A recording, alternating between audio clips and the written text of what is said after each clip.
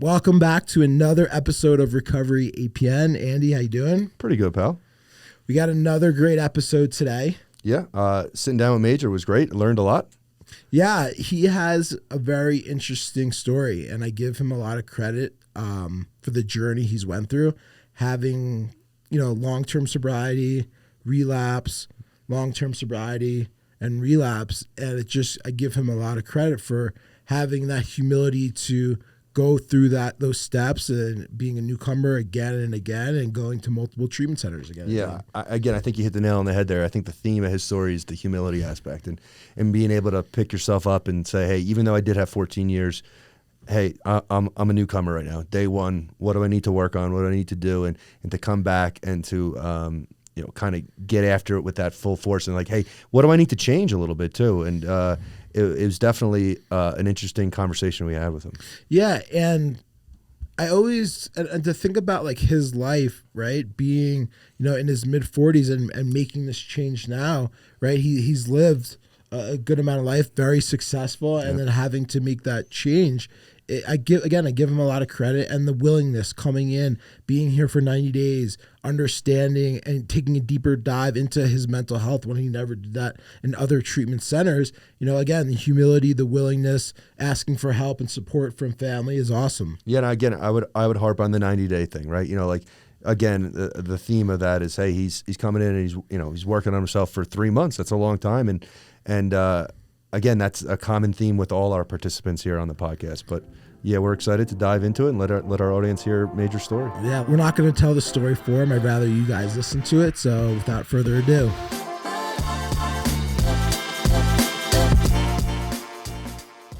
Major, thank you for coming. Oh, thank you for having me. Welcome, it's a pleasure to see you guys again. Pleasure to be back at APN. It's awesome.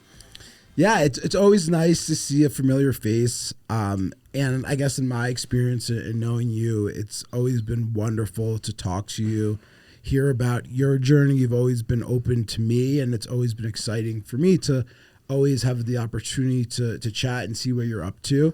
And today you look very professional, as we do. I love it. And it's all costume. I thought you were about to say it's all custom. I was like, okay, No. appreciate that.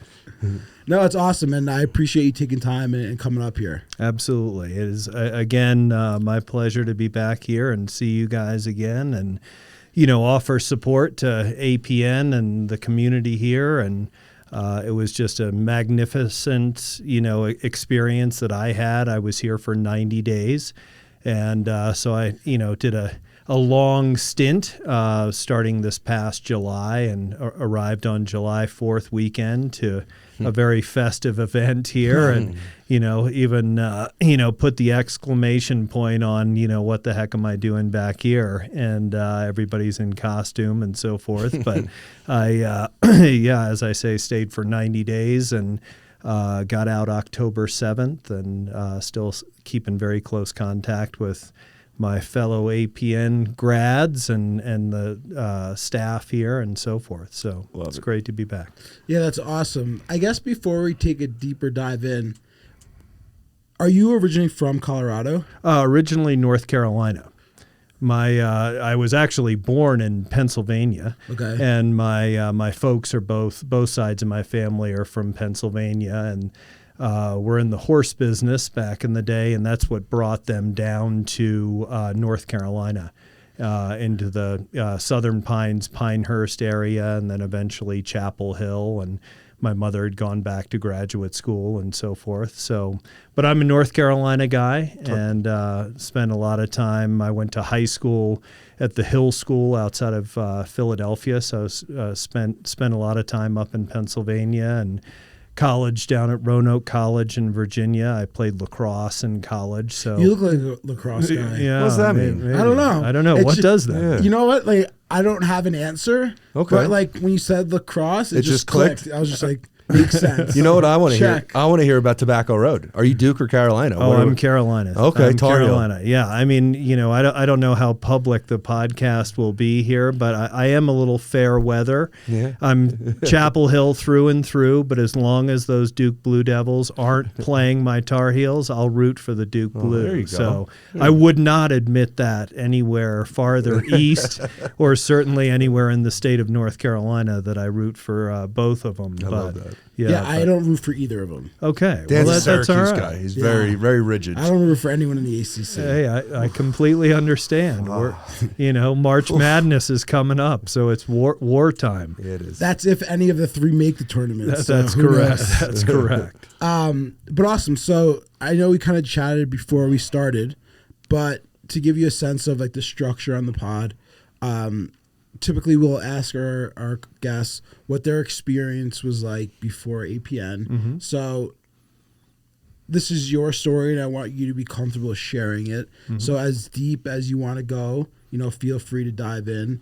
And then we'll jump into kind of your experience at APN, Mm-hmm. and then what, the tools you learned at APN and how you're utilizing them in everyday life now. Sure, absolutely. So I guess, where did things start with you? Well, again, I, as I said, grew up in Chapel Hill, North Carolina, and for those who know, small college town, and growing up in the 70s and 80s there, very liberal community, and a lot of our parents, mine included, my mother was, going back to grad school, and I think they call it being a latchkey kid sometimes. A lot of my friends and I, our parents were in graduate school or working for the medical facility or whatever was happening. And, there was a lot of time to sort of grow up on our own, amongst our peer group. And we were walking to school together, and we were walking home together, and whatever happened in between, and, playing sports and things like that. But there was a lot of growing up, just with our peer group and so forth. And then again, being in a, liberal college town with, the UNC's campus a mile away, we certainly knew what fraternity parties were at a pretty young age. And by the time we were, 12, 13, 14, we were venturing in the front door of those fraternities and things like that. Quick education. So, getting a quick education, and, becoming very social. And I think, I was born into a pretty social family. My grandparents were very social and took their cocktail hours very seriously, and so forth. And my father was a very social guy, kind of the life of the party, and things like that. And so I think, between the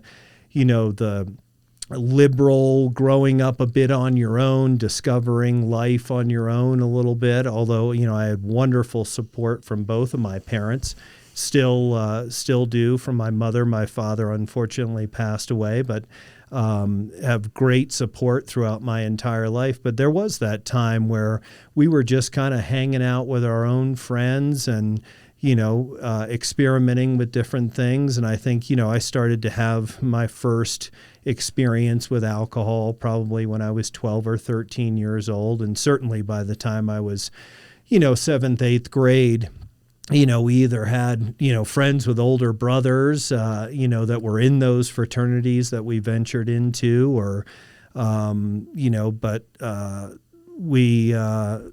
we started to sort of investigate on our own. And, I think drinking for me, that was the main thing for me at a younger age.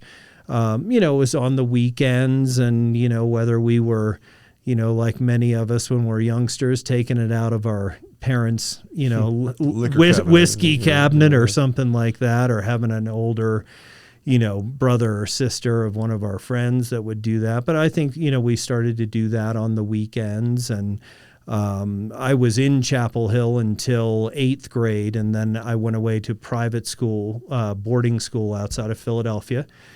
And as some of the movies depict, again, when you're 14, 15 years old, you're away from your parents, although it's an incredibly structured environment. there's a lot of kind of self-experimentation, and you befriend some older guys as you get there just to try to find your way.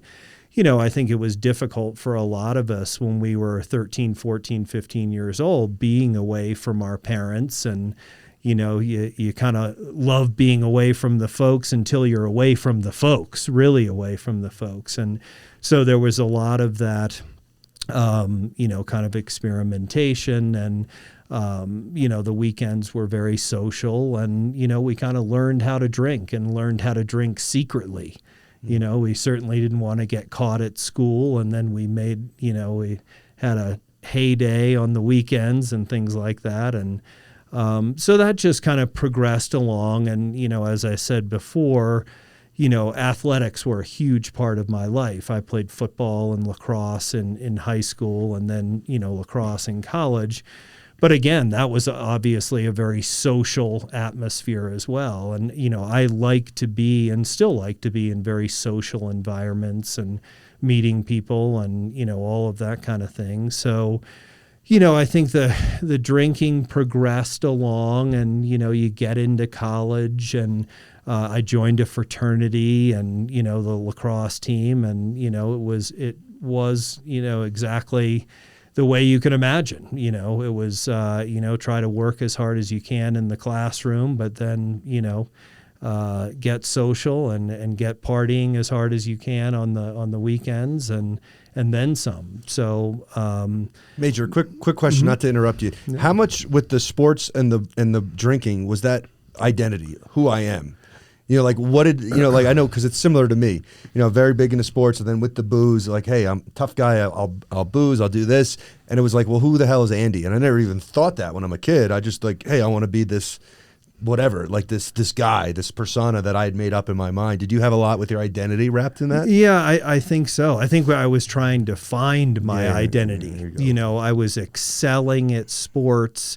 I wasn't the greatest student in the world. We get it. We had plenty of C's and D's back in the day. So I think with with lacrosse and with the fraternity, I think I was 17, 18, 19 years old and still trying to find out, who I was going to be. Was I going to lean more towards academia? Was I going to lean more towards sports, social, just trying to find out what path I was going to take. Almost grasping. Yeah, exactly. Grasping for straws a little bit. And, so I think that had a lot to do with it, and you want to fit in. Human nature says at a younger age like that, we want to fit in. We also want to be a little unique, and sometimes being unique is maybe it's the guy who can drink a little bit more or drug a little bit more than the next guy,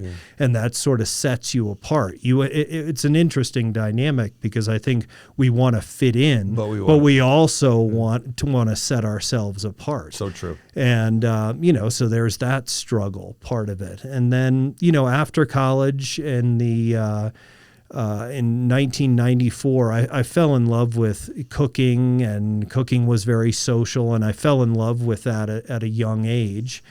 And after college, I really wanted to pursue hospitality, food and beverage, just sort of that luxury service industry, again, kind of trying to find my identity, and moved out to San Francisco. And I think that's really when things for me really sort of ratcheted up. Escalated a little. Escalated, the drug use, the alcohol use was now a daily thing. Here we are in a new city, new people, new friends, living in a big house in the Haight-Ashbury and chasing the old Grateful Dead around the country, and again, still trying to find that identity. Who we going to be? How serious do we want to take life as it is right now? And got into the restaurant business in the 90s, and back then, it was either New York or San Francisco, and if you wanted to play ball in that business, it was one of those two cities, and I happened to have friends out there, and we had a great time, and I learned a lot. And still today, I'm in the hospitality business 25, 30 years later. Career. It's been a career for me. But again, it was, work hard, play hard, just like, whether it's Anthony Bourdain writing Kitchen Confidential or any other books written about the back of the house, or, that society, that world was very true. It was very cutthroat, and it was work hard, play hard. And we just did that 6 and 7 days a week. Mm-hmm. And, I knew by the time I was 24, 25 years old that there was an issue with alcohol, simply because of the way I was thinking about it. I don't know at that point, was I obsessing about it, but it was also just part of what we were doing. Yeah. Working, as much or as little as we possibly could. And then it was get out in the city, be social, do all those things that we were doing at 24, 25 Sure. years old. And, but, I was able to keep it together and kind of come up through the ranks, and, got sort of out of the culinary part of it and into restaurant management, and eventually moved from San Francisco to Aspen, Colorado, again, by myself. I think that's where the isolation piece of this comes in for me. I was always one to, again, just like back in the day when, we were youngsters, wanted to fit in, but also wanted to do things that showed people, that I was excelling. Yeah. So I would go out on a limb, and when I was offered a job in Aspen, Colorado, jumped at it. Jumped at it. I was 25 years old.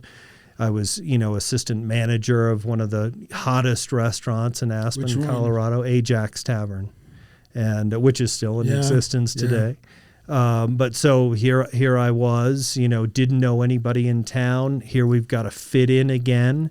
There were a lot of drugs, as there are everywhere now, but certainly in the restaurant scene, in that Aspen, Colorado scene, Sure. There was, just a lot of temptation, and I was right there, to start my day off with a spiked cup of coffee and, a little something else to keep us in the game and keep it moving and keep it moving. And, again, seeing myself, on paper excelling, but was I at my best? By no stretch of the imagination.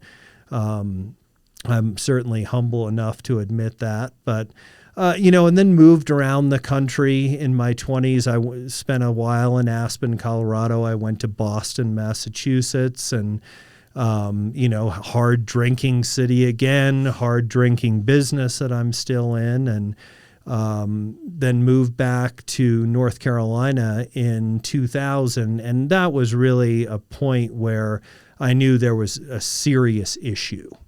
I hadn't stepped into the rooms of Alcoholics Anonymous yet. I hadn't really addressed the issue. Certainly parents and friends, the eyebrows were raised, because of my, my drinking and behavior and things like that. And, you get in some legal trouble as you're coming up through those ranks and all that. And, by the time I was 31, November of 2001, I decided that we better do something about this with, again, a lot of support from my parents, family and friends. I've always been very fortunate. I can't imagine getting sober or even attempting to, address mental health issues or substance abuse issues without that friend and family support. It helps you. Oh, it was tremendous. So I had all that behind me and did a 30-day treatment program at Pavilion International in North Carolina, in Western North Carolina, which is still in existence and still a well sought after treatment facility there, and got out of that. And then from essentially the start of 2002 until 2015, so 13 and a half, almost 14 years, of sobriety, Yeah. and I dove right into Alcoholics Anonymous. And I think there is something to be said about, knowing that you have an issue and really, really internally wanting to get better. Innermost self. Yeah. Innermost self, sick and tired of being sick and tired, however you want to catchphrase that or whatever it takes. Again, with the, supportive family and friends, was able to do that. But I dove right in to Alcoholics Anonymous, and I had thrown my arms up and just said, whatever they tell me to do, whatever those crazy folk in there tell me to do, I'm gonna do it. And sure enough, I snuck into the back row and didn't say a whole lot, like a lot of us do in AA. And, some guy said, hey, you got to do 90 meetings in 90 days. And I said, well, let's go for it. So did that and, got a sponsor like they talk about in the program. They talk about here at APN if Alcoholics Anonymous is a route that people want to take. Sure. I never want to preach it. It certainly works for me. It still works for me today. I still enjoy going, but ended up getting a sponsor, doing the readings, volunteering time, ended up, temporarily sponsoring individuals. And really the first 2, 3, 4, 5 years of that was very diligent. And but then, again, I think human nature says you get comfortable with something, you start to take your hands and the grasp off of it. I got a question. Do you think the way you were like the way you drank as a young kid, like the way you played sports, like the way you were in the restaurant industry, do you think you jumped into AA that way? Like the identity piece and kind of like full throttle almost deal? Like very, very much so. I've even, during my session here at APN, I would talk about, I think I have to be an aholic of something. Yeah. I was an alcoholic. I get it. And then, I was a workaholic. That's one thing when I was going through 2001, say, to 2005, I was just working as much as I possibly could. And that was, kind of feeding the internal beast a little bit, where I've always been, if we're jumping in, we're going to go 110 miles an hour, 110%. And I think that's what I did with AA. But again, with being that workaholic, with still being in the restaurant and catering business and all of that, I kind of lost touch with AA. And it went from going every day to going 3 days a week to, every other Sunday. And then lo and behold, in, say 2010, I accepted a job working in the Bahamas, in the resort business. And, there was an AA right around the corner on this, 1,000-acre island that I lived on for 3 or 4 years. And, then, had moved back to the States to do another project. And in mid-2015, really just decided it would be in my best interest to read the newspaper and have a vodka and tonic for no apparent reason whatsoever, other than, my, as they might call it, stinking thinking, or not thinking at all, maybe, about the consequences of that. Or it's been so long since I've felt the devastation of what alcohol did to me. We forget. You forget. And, hey, I looked down at my watch. I hadn't been to an AA meeting in probably 6 years, maybe 7 years. And, I'd like to think back in 2015, had I gotten a phone call from, a fellow, Alcoholics Anonymous member or a friend of mine who said, hey, I'm struggling, maybe just that one thing. Hey, can you take this guy to an AA meeting? I know you've got lots of experience. That would have, kind of cleared things up and, helped me to just, go on for another 13 or 14 years. But that didn't happen. I was away from the program. And I think, looking back on it now, and you certainly don't realize those things when they're going on, but I was in a working environment where I had some resentment towards some of the people that I was working for. And as you guys know more than anyone, resentment and, some shame and all of that, come into play mentally and psychologically. Absolutely. And all of that. And so I look back on that now, and that's, probably didn't help, me to drop the ice cubes in the rocks glass that day. But, fortunately, if there's a fortunate part of this, I didn't stay, as they say, going out. I didn't stay out very long. And I did another treatment program at that time in the fall of 2015. Of course, when I sort of came to after 3 or 4 days, because that one vodka and tonic turned into 3 or 4 bottles. Yeah, and quickly. I drank as much within 24 hours as I did, when I first picked up, within 24 hours as I did in the year 2000. It was just you pick up where you left off. You can't kid yourself that, I'm going to ease into this. I'm going to control it, whatever you want to say. It just doesn't work. Happen. It doesn't work. Yeah. So do you think part of your stepping away from AA, was it like passive deprioritization, or were you cocky like I got this? No, I think it was more passive, that it wasn't in front of me. Again, with, where I was located before I went and worked internationally, AA was on every corner at every hour. And here I am now on this, island doing this big development where there's no AA within 200 miles, and those 200 miles are covered by ocean. And but I think it was just, I never said I got this. I don't say that today. I never said that then. I would certainly say, hey, I'm confident with my sobriety, but I think it was just low priority. I had stepped out of a position and into a position when I went to the Bahamas that was, I was, kind of over my head, and I had to, tread some water before I could even swim in that new job. And then, just like we've talked about before, trying to prove myself, trying to set myself apart, being that workaholic, being social, trying to make an impact with the company and the company that I was working for and the company that I was in. It was just a low priority. And, again, like we all know, I could have picked up the phone and called an old sponsor, or picked up the phone and called another sober buddy of mine, created an AA meeting.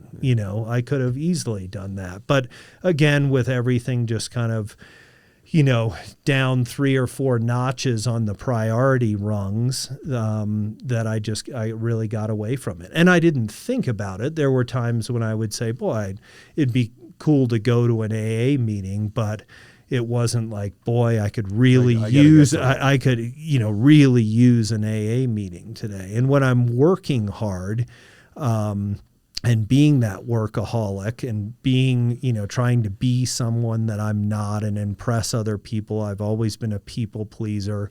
I think that's where, it just sort of lost its priority, and it got away from me. So what happened between 2015 and then prior to APN? Like, what did that look like? Sure. Well, there were long terms of sobriety in there, 2 or 3 years at a time. But then again, falling off the wagon. Did you feel like you were missing a component? Is that what, or was it like, hey, what am I not doing? What am I missing here? Yeah, I think so. I mean, again, I wasn't. And, I think what's very important is if, whether you have 6 months, 6 years, 60 years, you want to get back to what made, or I wanted to get back to what made me successful. But I didn't do that. I didn't go and rework the steps of Alcoholics Anonymous. I didn't go back and do 90 meetings in 90 days and get a sponsor right off the bat.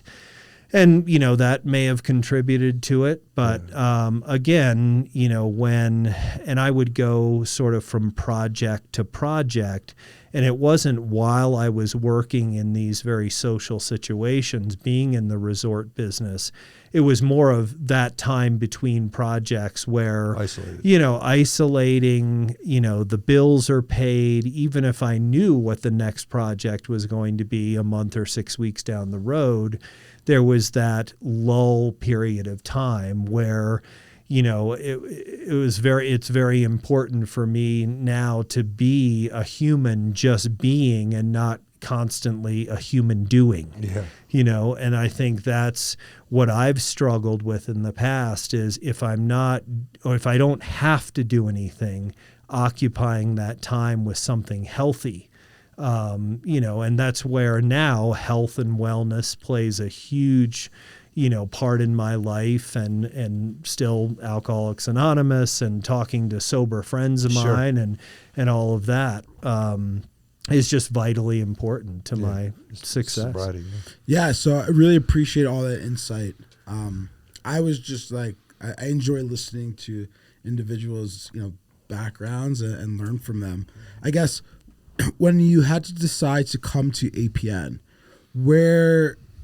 how did you find APN? And then I guess jumping into what was your experience like at APN? I had gotten to the point at the beginning of 2022 where I was trying to stay sober, and it was sort of a week on, a week off, 2 weeks on, 2 weeks off, just kind of this roller coaster. And, it was very obvious to friends and family that, perhaps I needed help, and perhaps there was a facility, living close by in Breckenridge that, would be able to assist and be a good fit and so forth. And, wanted to do something that was at least a couple months, 2 or 3 months. And, my mother and some good friends of mine were very, proactive in finding a place, and it came highly, recommended. APN. It was close by. It was highly recommended. It had a focus on health and wellness, as well as, of course, world-class therapy and the classes that we go to here and so forth. And I think, that's what, personally, having had experience with, treatment facilities in the past, that I wanted to go to a place where there was a balance, whether it was in the Rocky Mountains and close by to where, my hometown is now or not, the working out, the ability to, take part in a great health and wellness program, hiking, biking, fishing, all of those, incorporated with the obvious, which was the therapy, really addressing a lot of those things that kind of, put me together, or what I thought was, kind of molded me into who I was. And a lot of that was, putting on a facade, putting on a happy face, putting on a mask, being in, high level luxury hospitality in a leadership role. You better have a smile on your face, and you better work 18 hours a day. And I was never addressing what, some of the things that I had gone through. And there were, within the last year or 2 or 3 years, I had, lost my father relatively suddenly. I had lost a very, very close friend of mine who had lung cancer at, 43, 44 years old, healthiest guy I knew. I went through a short marriage, but, and also a short divorce, but was going through that. And there was a lot of grief and loss. And I just would work right through all that in 2015, 16, 17, all of that, when I was working in Mexico at the time, and just kind of replaced any self-care that I should have, given myself with, just working hard and putting on the facade. So when I got to APN, I really had to dig deep, and fortunately the, therapist that I had, Dustin Straight especially, was fantastic and kind of pulling my insides out. And whether it was grief and loss, whether it was the people pleasing, whether it was, my, attempts to be something or someone that I wasn't, and really just kind of putting on this dance in life to impress people or impress employers or impress peer groups and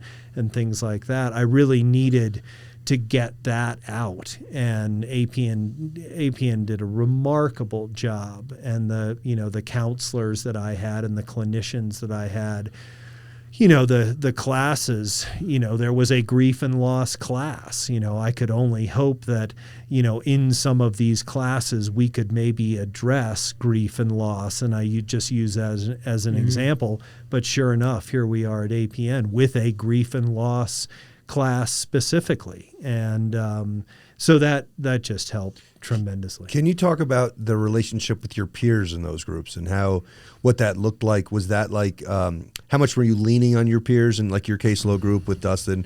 How much feedback were you giving? Like, what did that look like? Because there's that, when we're not doing well, we isolate, right? But then you played two team sports, right? When you're doing well, you were around people. And now all of a sudden you got a group of guys that you're in caseload with every day. What did that camaraderie look like? Well, I can't say enough about, the camaraderie and the friendships that I made above anything, and I think that has a lot to do with the clinician that you have or the therapist that you have. And I was very lucky that over my 90-day period of time spent at APN, I had, a great group of guys. It wasn't all guys process group that we have for a couple hours every morning. And, it was almost throughout the day, although we were out of the formal setting of the process group itself, we became very tight, and whether it was at night, whether it was over a meal, whether it was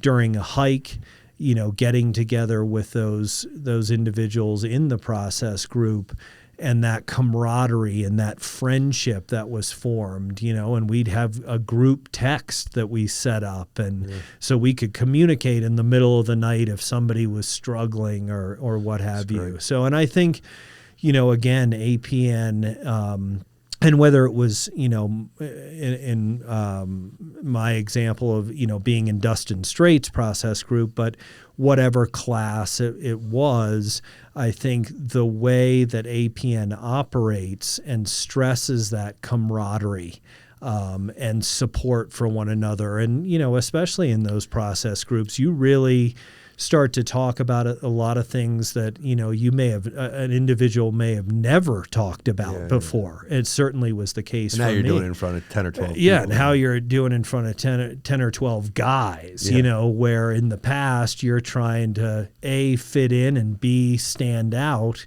It's kind of a level playing field in those process groups where you're sharing, very deep, intimate thoughts, and whether it's tragedy, love, happiness, sadness, whatever those things are, it's all getting out on the table. And I think that just, created those friendships that I kept here and still keep up with. Probably 70% of the guys that were in that room. Some of us go skiing together. Some of us, talk on the phone once a week, whatever it is. And, you get that those groups really created this care for your fellow, your fellow, your fellow, member of APN. So, I have a question for you. So you mentioned that you went to treatment in North Carolina. Yes. And then another one in between that one and APN. Yeah, fall of 2015, yeah. So when you left APN this time, and I don't know if there is or isn't, but is there a difference in how you felt leaving APN versus leaving the one in between The one previous one or the first one? Very much so. I think there was, I think, again, APN does a very good job of not only creating outstanding classes and groups of individuals, but also having the personal therapy piece where it was just one-on-one. I had certainly, been to several therapists before over, call it the last 20 years. Mm-hmm. But I think that's what really, helped me to, once you fly the coop from APN and get out in the outside world again, I think there was such a mixed bag of, counseling services, whether it was one-on-one therapy, whether it was small groups of people or large groups in a class setting. I think APN really addressed a lot of, perhaps my mental health issues. I've never been, diagnosed with clinical depression or any of those things, but I think I probably suffered from quite a few of those things, whether it was depression or embarrassment and shame and all of that. And I think in past treatment centers or facilities, I wasn't able, or what just wasn't their format or their structure to do a lot of one-on-one, and really where you felt that a therapist really got to know you and, who you were and who you are and who you want to be. And I think, and it was, again, going back to sort of the mental health piece, back 21, 22 years ago at Pavilion International, it was really just substance, right. And then a 30-day program is, you're spending your first 2 weeks kind of landing the plane from whatever you were doing on the outside before you got there. Then you've only got a couple weeks, and there really was talking about substance abuse or alcohol abuse in my case, and being an alcoholic. And then, hey, you're out the door. So it was a few different programs. Both of them were great. But I think where APN, whether it's the one-on-one, whether it's the health and wellness piece, whether it's the ability to go into town and go to an AA meeting with the general public of Edwards, Colorado, or, there was this balance and this great mix of dealing with what I was going through individually, psychologically, emotionally, spiritually, or lack thereof, as well as the substance itself that, obviously got us here, or played a role in that. So I'm curious too, like you were talking about past treatment experiences, leaving APN this time, but what are you trying to do different than maybe those two previous? Or is there anything you're trying to add to, because you've had success in certain areas over the last 20 years, right? Are you trying to add, hey, maybe more clinical combined with more spirituality and 12-step fellowship? Like what's a new piece of the puzzle that you were trying to implement this time? I think one of the main things now is routine for me. I think whether it's getting up in the morning, doing a reading out of the big book of Alcoholics Anonymous, or I'm reading a book right now called Sobriety, and maybe I read a chapter of that, or maybe it's as simple as saying the Serenity Prayer, and then, from the time, I'm walking out of the bedroom in the morning, really knowing what I'm going to do. Presently I'm between, projects and looking to, go back to, work in the springtime, but I think, and especially where I don't have to be a workaholic, I'm working on just being and not doing all the time. But I think it really boils down to day to day getting in a very, healthy routine.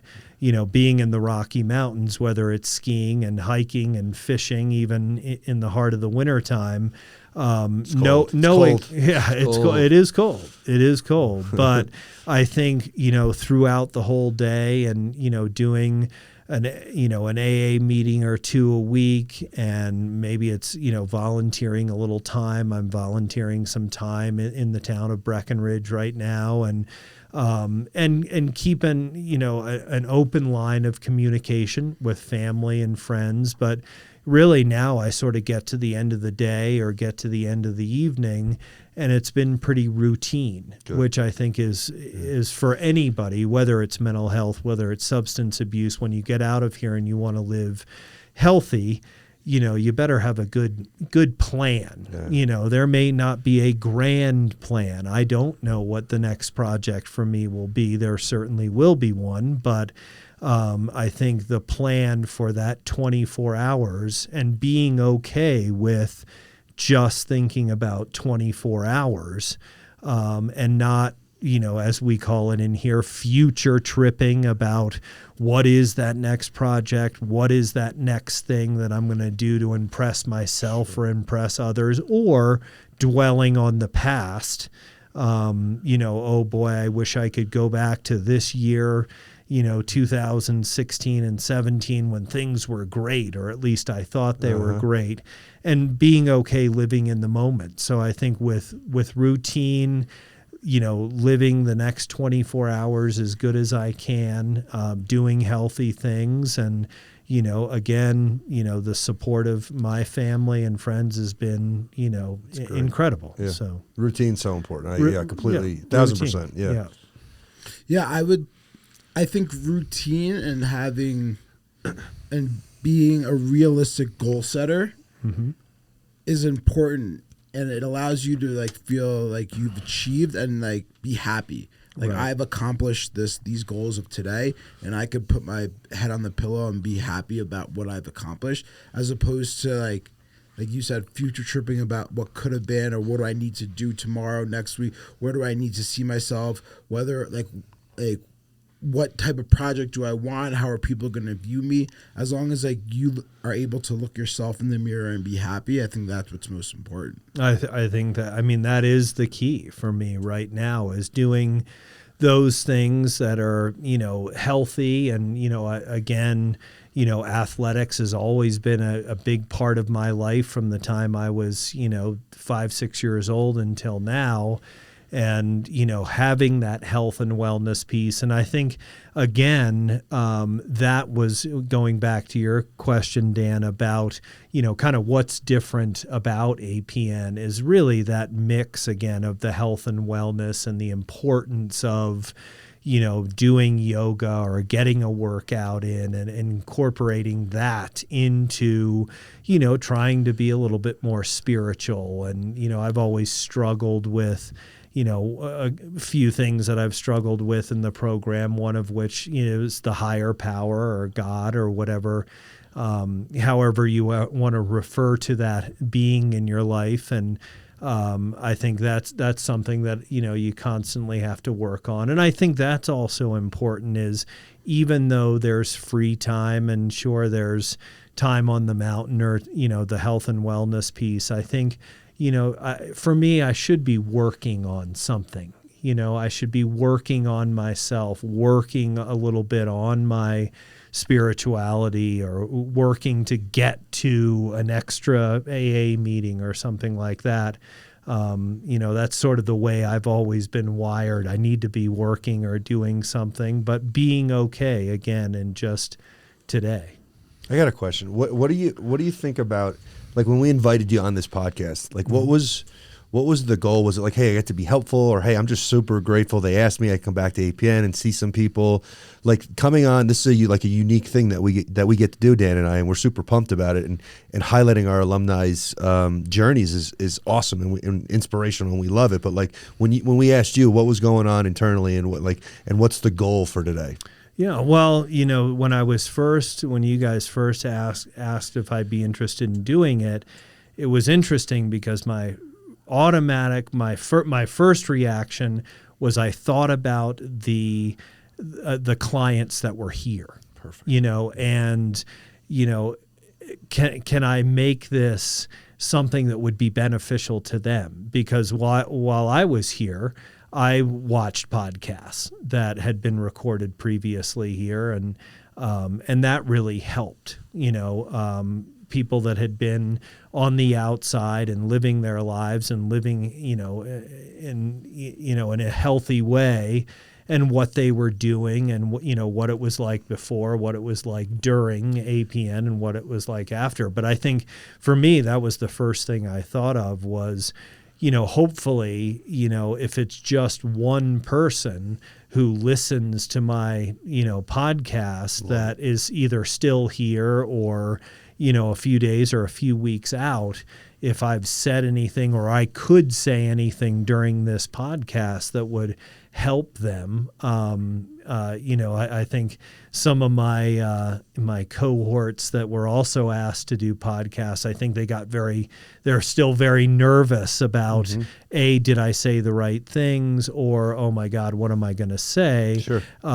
For me, it was really focused on not again, unselfishly saying how could I say a few things about my journey, about my life story that might help someone who's either still here or was successful here and is struggling on the outside. And, Love that. So, No, I love it. That's great. Danny boy? No, I thought it was good. Yeah. I don't have any more questions. I think Keith has one. I got it. So you've talked a lot about wanting to be there for people that are here, and it helped you while you were here. What did you hear in the other podcasts that helped you, and what do you think the people at the Lodge need to hear that you could provide maybe some advice or words of wisdom? Yeah, well, I think, just when you asked that question, I thought about the isolation piece. When you get out of APN, no matter how much support you have, as statistics show, you're going to have a lot of me time or a lot of time by yourself. And what that means is the wheels start spinning a little bit. And whether that's, maybe I could use a substance again, maybe I could take another drug for my mental health, whatever that is, I think learning and knowing that once you walk out of APN, it's not the end. It's a work in progress. I'm a work in progress. Everybody who comes out of here, whatever their issues may have been, that we're only a phone call away. If I could advertise my cell phone number to everybody that's, downstairs having lunch right now, that's, still a client here, and, to reach out and know that you're not alone. It's not and I think that's what makes treatment facilities great is you are surrounded by 50, 60, 70 people that are suffering and want to get better. And whether they have the support of family and friends or not so much, they're here, they have an opportunity to get out of the rut, get out of the life that they've been living. And knowing that, whether it's continued education, I love taking part in the outpatient program and telehealth that's offered, through APN, and I still take advantage of that, and just realizing that, people care, especially the friends and peer groups that you had in classes here. And I don't even think twice about picking up the phone and either calling you guys or calling somebody who was in a grief and loss class, with me, and just, trudging the road, trudging the road to happy destiny. Love is, it. Don't put so much pressure on yourself, and realize that, there are few problems in the world there's not an answer to. Some of them take a little bit longer to find that answer or that solution, but that solution lies in a lot of the friends and family that we have here at APN. And that's one great thing about APN amongst many is that once you walk out the door, I never felt like, it's all over. Sure. I always felt like I could turn around at that very moment and walk back in, or I could walk back in now, and the support's still there. And I know that a lot of what we offer is what attracted you to the facility. While you were here, which of those amenities or activities did you actually participate in? Did you love taking advantage of the gym? Like, clearly athletics is a big thing for you. And just while you were here, what are some of the things that, aided your recovery or brought you joy? Yeah, well, I certainly, Mike Benedict, the trainer here, is fantastic. And, I wanted to, stay in shape, get in much better shape. So I was in the gym most every day, and, the swimming and the hiking in the afternoon and things like that. I took full advantage of, taking yoga classes, and I got a massage and all those nice touches, literally. And but yeah, the training classes that Mike provided were great, but I kind of took advantage of everything that all of it. All of it. Yeah. I just wanted to, and that's the great thing about APN is they offer it. Why not take advantage of it? Love it. No, absolutely. I'm overloaded. I feel like you provided a lot of information that I kind of digested. I think, you are a wealth of knowledge. You've had, a lot of experience, a lot more than others who have come to APN. So it was an honor just to sit here with you and listen. And, on behalf of Andy and I, we really appreciate you joining. Yeah, and we look forward to you being a part of the APN alumni program and our social club events, because I do think that you're a pivotal part in it. Well, thank you. I appreciate it. It's a privilege and an honor to be here, So thank you guys for everything you do. If you'd like to see this episode or other episodes of ours from season 2 and season 1, please visit us at apn.com/podcasts. If you want to get in touch with us, feel free to email us at pod@apn.com. That is pod@apn.com. Also, we have social media pages on LinkedIn, Facebook, Twitter, Instagram. I think the handle is APN Lodge, so you could search that tab there. Feel free to DM us with thoughts or if you want to come on. Thank you again for listening.